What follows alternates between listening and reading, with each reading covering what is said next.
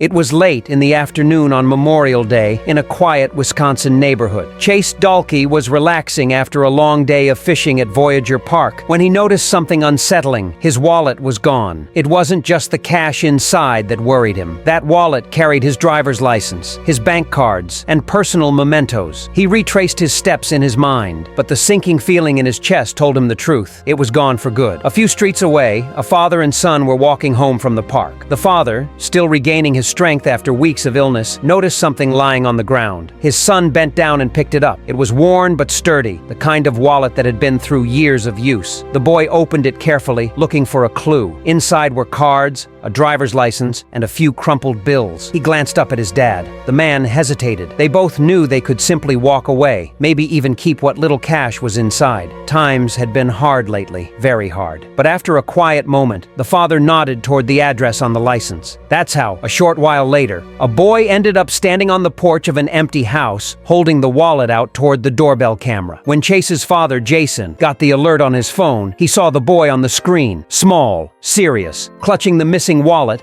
like it was a sacred trust. Jason rushed home, opened the door, and was met by the sight of the young stranger. Jason reached for his wallet to offer a reward, but found only $2 left inside. The boy's eyes lit up anyway, as though he'd been handed a treasure. It was only later that Jason learned the truth. The boy's name was Vince. He was just 11 years old, and his family had almost nothing. His father, Lorenzo, a meatpacking plant worker, had been out of work for months after battling COVID, sometimes sharing socks with his son because they couldn't afford more. And yet, when faced with a choice, Vince and his father didn't hesitate to do the right thing. What began as a small act of honesty would grow into something bigger, as neighbors and then strangers from across the country stepped forward to help. But for Vince, the reward was never money. It was knowing he'd returned something important to its rightful owner, even when life had given him every reason not to.